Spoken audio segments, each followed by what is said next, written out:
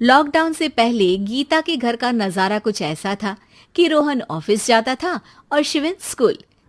जिनके घर से जाने के बाद गीता काम खत्म करके बाकी समय आराम करती थी। लेकिन लॉकडाउन के बाद ऑफिस और स्कूल घर में ही खुल गए और इससे गीता का हाल वो तो आपको देखने में ही मजा आएगा। शिविन, ओ शिविन, महाराज उठने के लिए क्या 21 तोपों की सलामी लेंगे? अरे बिस्तर से बाहर निकल, ऑनलाइन क्लास स्टार्ट होने वाली है। अरे तुम भी हद करती हो, स्पीकर की तरह चिल्लाने की क्या जरूरत है? दिख नहीं रहा मेरी कॉन्फ्रेंस चल रही है। अब कैमरा और स्पीकर ऑन कर रहा हूं, मुझे कोई शोर नहीं चाहिए। इस पर जैसे ही रोहन लैपटॉप का कैमरा और स्पीकर ऑन करता है तभी कुकर की सीटी बजती है। करा लो अब इसे चुप।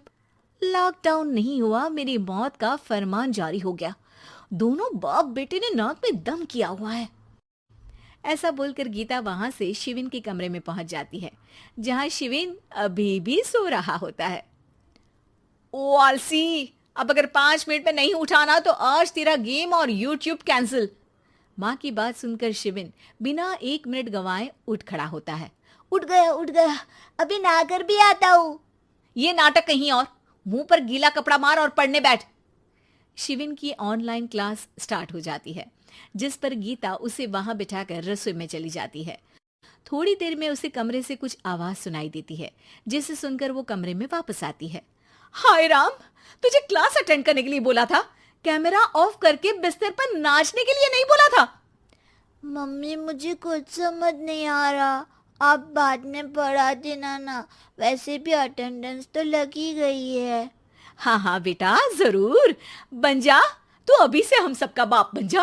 अरे नहीं मतलब कहाँ से लाते हो इतना दिमाग, और पढ़ाई करते हुए ये चला कहाँ जाता है? नाइस क्वेश्चन, दिमाग से पूछकर बता दूंगा। शिविन की बातों से परेशान होकर गीता उसे मारने के लिए जैसे ही आगे बढ़ती है तभी वो कमरे से बाहर भाग जाता है। अब शिविन आगे आगे और गीता हाथ में चप्पल पकड़े उसके पीछे पीछे पूरे घर में दोनों घूम रहे होते हैं। इसी बीच वो रोहन के पास पहुंच जाता है और शिविन को मारने वाली चप्पल रोहन के लैपटॉप पर जाकर गिरती है। ओए माँ! मम्मी, अब पापा को चप्पल मार रही हो? वो आज तक के रिपोर्टर, चुपचाप जाकर क्लास अटेंड कर ले, नहीं तो अगली तेरे पीछे लगेगी। इस पर शिविन वहां से चला जाता है, जिसके बाद रोहन गीता से कहता है, इस सर्कस के लिए कुछ बोलना चाहोगी? अरे क्या करूं, जब से तुम दोनों घर में रहने लगे हो, घर अपने आप ही सर्कस बन गया है और मैं तुम्हारी नौकर। कभी बेटी को संभालो तो कभी बाप के नखरे उठाओ। इन्हीं सब उथल पुथल में दिन बीतते रहते हैं, जिसमें हर रोज घर के अंदर कुछ नया सियप्पा खड़ा मिलता है, जो ज्यादातर शिविन और रोहन के ऑनलाइन स्कूल और ऑफिस से रिलेटेड ही होता है। एक सुबह, शिविन चल उठ, आज की क्लास जल्दी है। कैमरा ऑफ करके आप अटेंड कर लो। अरे ऐसे छित्तर पड़ेंगे, दादी नानी सब एक साथ याद आ जाएंगी। गीता की लाख मशक्कतों के बाद क्लास तो खत्म हो जाती है, लेकिन उसके बाद शिविन फोन इस्तेमाल करते हुए इंस्टाग्राम रील बनाने लगता है। रसोड़े में कौन था? तुम थी, मैं थी, कौन था? कौन था? हाँ, मैं गरीब हूँ। अरे ओ गरीब के बेटे, आजा, मैं बनाती हूँ तुझे गरीब। मैं बताती हूँ रसोड़े में कौन था। पढ़ाई करने बोलो तो इनकी माँ मर जाती है, और ये पागलपंतियां जितनी मर्जी करा लो। गीता शिविन को डांट रही होती है, तभी रोहन बीच में बोल पड़ता है। अरे बच्चा ही तो है, इतना गुस्सा क्यों कर रही हो?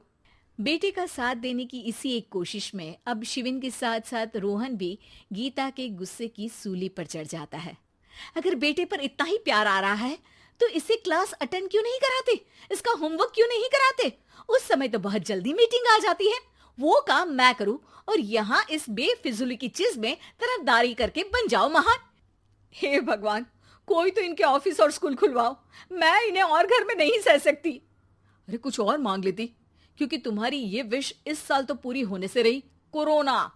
हाय नास बेटे ने जिंदगी ही बर्बाद कर दी। खाए कोई पचाए कोई, कल मुझे चुन चुन कर सबको मेरी बद्दुआ लगेगी। उन्होंने दुनिया का और इन बाप बेटे दोनों ने मेरा जीना मुश्किल कर दिया। गीता वहां से चली जाती है, जिसके बाद रोहन शिविन से कहता है, अरे तुम्हारी मम्मी इतनी भड़की हुई क्यों है?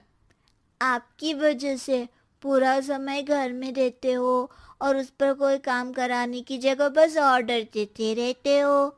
अच्छा बेटे, सारा इल्जाम मुझ पर? पूरा दिन तो वो तुम पर ही चिल्लाती है। हाँ, मतलब दोनों का 50-50 है, कुछ करना पड़ेगा। वो कहते ना, make the best out of worst. I have an idea. वैसे तुम्हारी माँ सही कहती है, बहुत जुबान चलाने लगे हो, कम बोला करो। अगली सुबह रोहन और शिविन अपनी गलती को सुधारने के लिए गीता के उठने से पहले घर का आधा काम खत्म कर देते हैं, जिसे देखकर गीता खुश हो जाती है और फिर बाकी बचा काम वो तीनों मिलकर पूरा कर लेते हैं। जिसके बाद अब वो सब मिल बांट कर हर काम में एक दूसरे की मदद करते हुए लॉकडाउन का मजा लेने लगते हैं।